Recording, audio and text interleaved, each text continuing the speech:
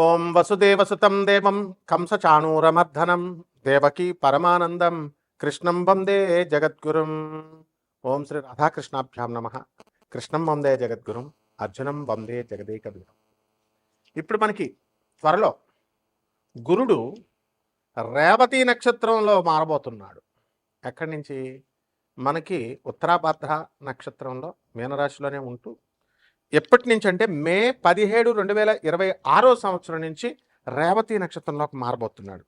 మరి ఈ మార్పు వల్ల ఏం జరుగుతుందంటే ఎప్పటి వరకు ఉంటాడండి అంటే అక్టోబర్ 9, 2026 సంవత్సరం వరకు ఉంటాడు.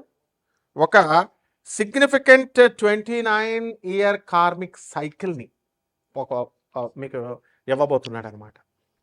ఆ తర్వాత మనకి ఈ మార్పు వల్ల మనకి సాటర్న్, ఈ శని ఈ రేవతి నక్షత్రంలోకి మారడం వల్ల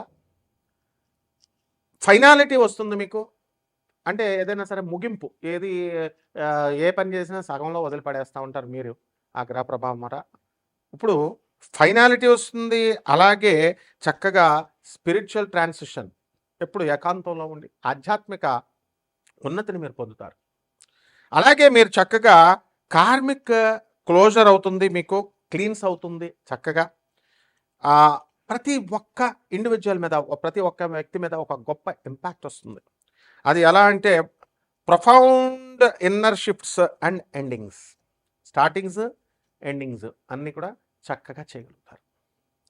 మరి ఇప్పుడు మనకి ఎక్కడున్నారు గ్రహస్థితి ఈ 2026 సంవత్సరం యాజ్ ఆన్ ఈ మే నెలలో మనం కనుక చూసుకుంటే మిగతాదంతా కూడా కుజుడు మే 11 తర్వాత మేషరాశిలోకి మారబోతున్నాడు. అలాగే మనకి రవి మే 15 తర్వాత వృషభ రాశి సంచారం చేస్తాడు, ప్రవేశిస్తున్నాడు. అలాగే చక్కగా మనకి బుధుడు మే 15 తర్వాత వృషభ రాశిలోకి వస్తున్నాడు.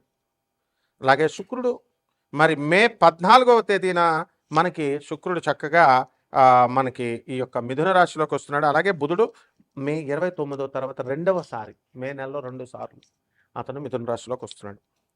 దీనివల్ల ఏమిటండి మనకి అంటే ఇప్పుడు రెట్రోగ్రేడ్లో లేడు మనకి సాటర్న్. ఎలా ఉన్నాడు? ఎక్కడున్నాడు? 15 డిగ్రీల మనకి మీన రాశిలో శని ఉన్నాడు. అలాగే కేతువు 11 డిగ్రీల సింహరాశిలో ఉన్నాడు. రాహు 11 డిగ్రీల కుంభరాశిలో ఉన్నాడు. మరి మనందరికీ కూడా యాజ్ ఆఫ్ మే 2, 2026 సంవత్సరాన్ని కనుక మనం తీసుకుంటే మనకి ఈ యొక్క శని వక్రించి లేడు.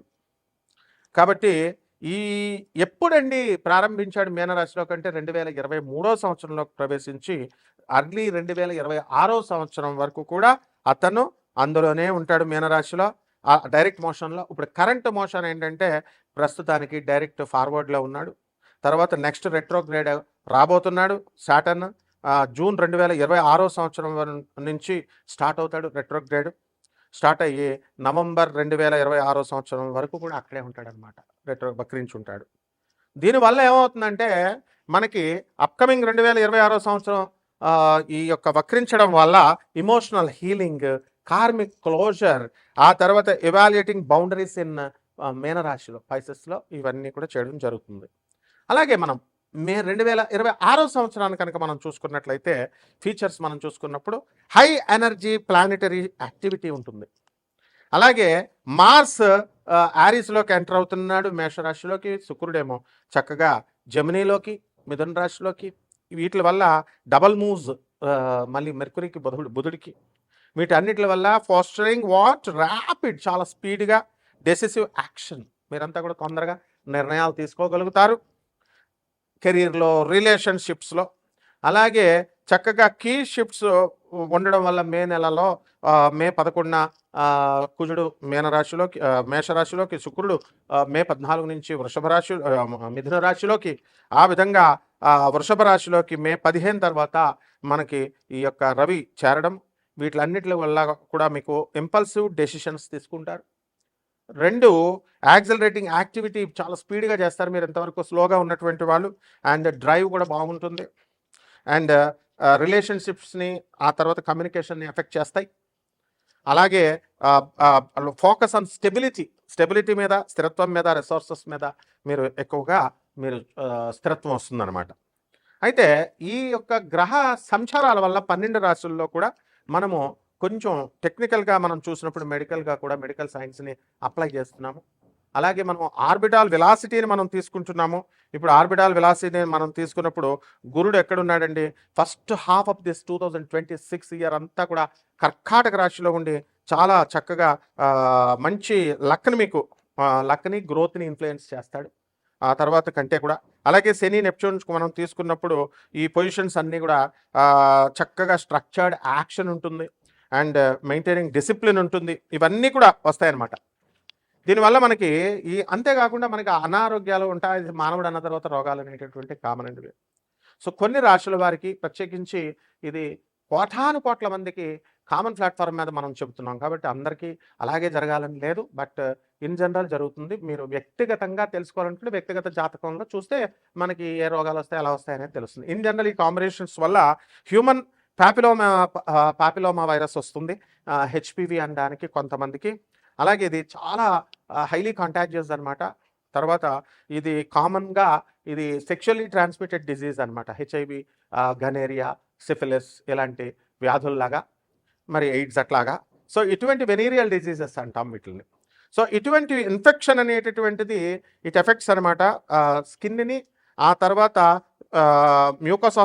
మ్యూకోసల్ సెల్స్ని.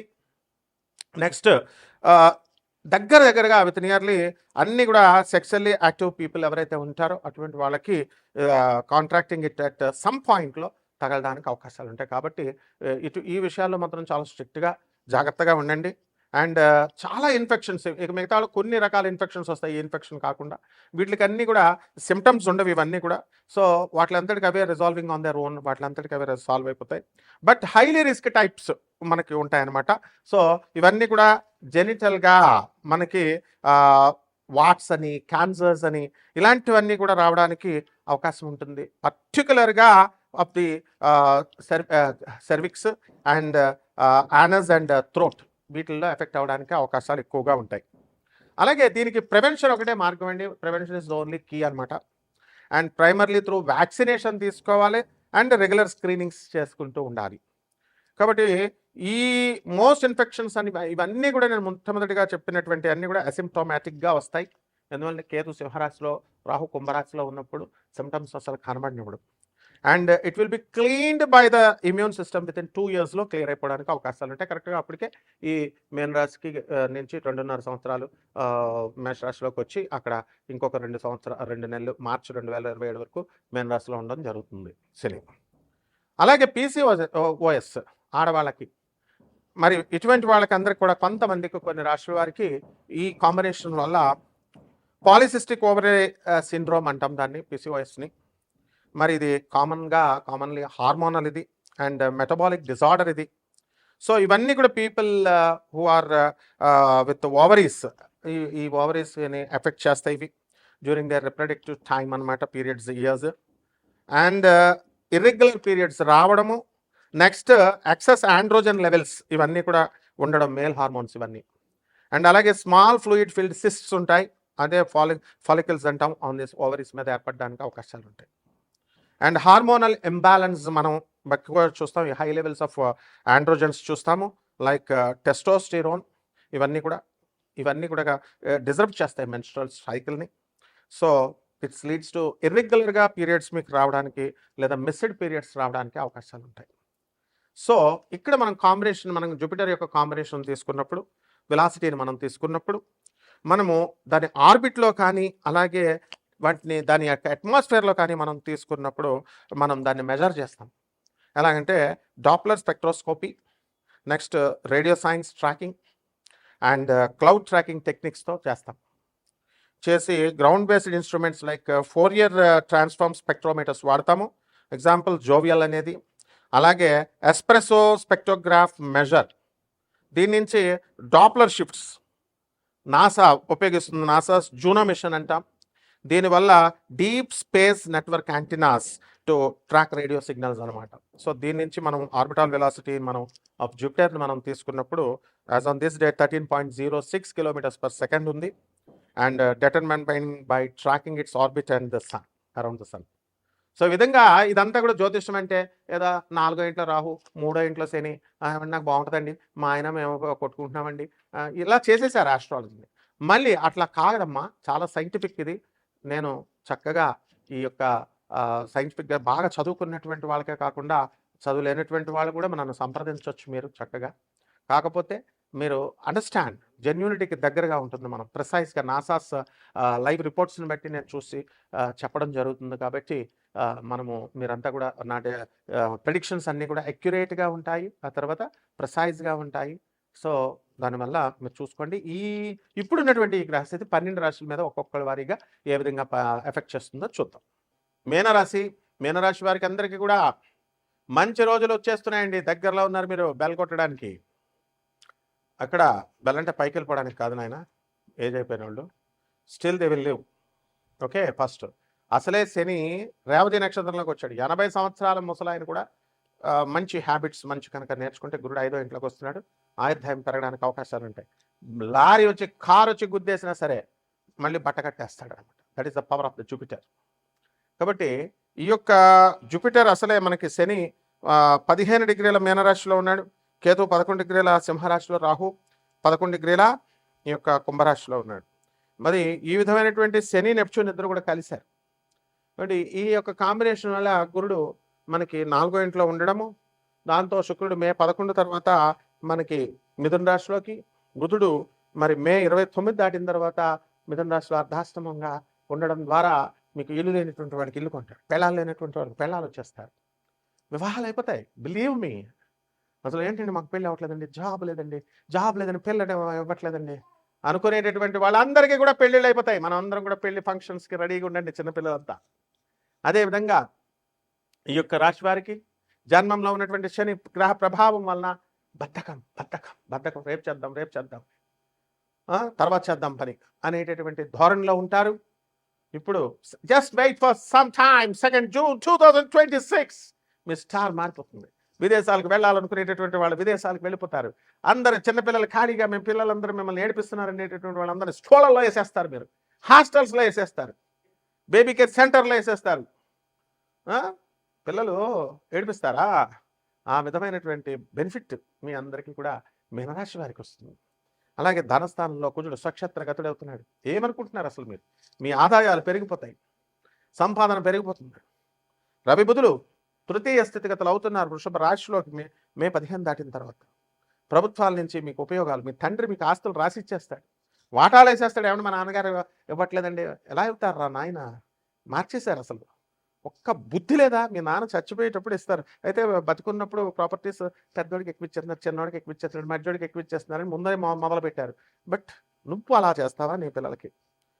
రేపు నీకు ఫుడ్ పెడతారో పెట్టరో తెలియదు. So don't try to change the old customs.